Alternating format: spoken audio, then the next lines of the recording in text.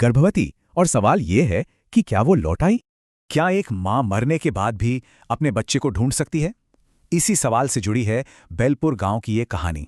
ये कहानी है अंजलि की, जिसकी शादी उसके लिए कोई बंधन नहीं बल्कि एक उम्र कैद थी। और ससुराल वालों के लिए उसकी पहचान बस एक ताने में सिमट कर रह गई थी। दहेज के ताने, पति की मार, हर रोज बस बेइज्जती और जुल्म ही उसकी किस्मत थी। पर इन सब के बीच उसे बस एक ही उम्मीद थी कि एक बच्चा सब कुछ बदल देगा। और फिर 5 साल बाद वो पल आ ही गया। गर्भवती, ये शब्द अब उसकी जिंदगी था। सालों बाद उसके चेहरे पर सच्ची मुस्कान थी। उसे लगा अब उसकी जिंदगी बदल जाएगी।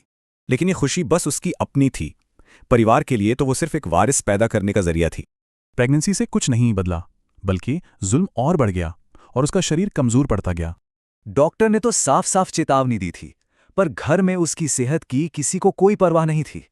और फिर एक दिन उसकी मौत की वजह बनी सिर्फ एक प्लेट ठंडा खाना। उसका पति रघुवीर उसे पीटता रहा और उसके माँ बाप बस चुपचाप खड़े देखते रहे। वो बस यही कहती रही, मेरे पेट में बच्चा है। ये उसके आखिरी शब्द थे।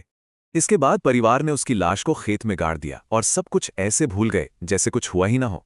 3 रातें, बस 3 रातों की खामोशी, और फिर शुरू हुआ अंजलि का बदला। पहले बच्चे के रोने की आवाज आई, फिर चीखें गूंजीं, और जल्द ही वो घर खौफ का बसेरा बन गया।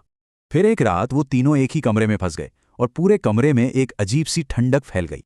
अंधेरे में अंजलि की आत्मा सामने आई और उसने सिर्फ एक सवाल पूछा। अगली सुबह वो तीनों मरे हुए मिले। अंजलि का बदला पूरा हो चुका था। गांव के तांत्रिक ने भी यही कहा, ये अंजलि की ही गर्भवती और बेचैन आत्मा है। गांव वालों ने उसकी आत्मा की शांति के लिए वो सब कुछ किया जो वो कर सकते थे। पर इन सब कोशिशों के बाद भी कहते हैं कि उसकी आत्मा को कभी शांति नहीं मिली।